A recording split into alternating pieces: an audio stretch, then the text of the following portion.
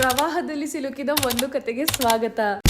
Very good morning. ಇದು Saturday morning. ನಾನು ನಿಮ್ಮ ಪ್ರೀತಿಯ ಮೈಸೂರಿನ ಹುಡುಗಿ. ನಾನಿದು ನ್ಯೂ ಲುಕ್ ನೋಡಿ ನ್ಯೂ ಹೇರ್ ಸ್ಟೈಲ್ ಅಲ್ಲಿ ಹೊಳೆ ಕಂತಿದಲ್ಲಿ ಅಂತ ಕಮೆಂಟ್ ಮಾಡಿ. ಇವತ್ತು ನಮ್ಮ ಲಕ್ಕಿಗೆ ನಮ್ಮನೆ ಹತ್ರನೇ ಬಸ್ ಸಿಕ್ತು. ಬಸ್ ಹತ್ತಿ ನಾನು ಕಾಲೇಜಿಗೆ ಅಲ್ಲ, ಅವಳು ಕಾಲೇಜಿಗೆ, ನಾನು ಸಬರ್ ಬಸ್ ಸ್ಟ್ಯಾಂಡ್ ಹೊರಟ್ವಿ. ಅಲ್ಲಿಂದ ನಾನು ಬಸ್ಸಲ್ಲಿ ಹೊರಟಿದ್ದು ನಮ್ಮ ಬ್ಯಾಂಗ್ಳೂರ್ಗೆ. ತುಂಬಾ ತಿಂಗಳಾದ್ಮೇಲೆ ಬಂದಿದ್ದೀನಿ. ಪಿ ಜಿ ಸಮಸ್ಯೆನೇ ಬೇಡ ಅಂತ ಓಡೋಗಿದ್ದಳು. ವಾಪಸ್ ಈಗಲೇ ಬರ್ತಾ ಇರೋದು. ಮೆಟ್ರೋದಲ್ಲೆಲ್ಲ ಓಡಾಡಿ ಮನ್ಸಿಗೆ ಒಂಥರ ಖುಷಿ ಆಯ್ತು. ಇವತ್ತು ನನ್ಗೆ 2 ಇಂಪಾರ್ಟೆಂಟ್ ಕೆಲಸ ಇತ್ತು. ಅದರಲ್ಲಿ ಮೊದಲನೇ ಇಂಪಾರ್ಟೆಂಟ್ ಜಾಗಕ್ಕೆ ಹೋಗೋಷ್ಟೊಳಗೆ 3 ಗಂಟೆ ಆಗಿತ್ತು.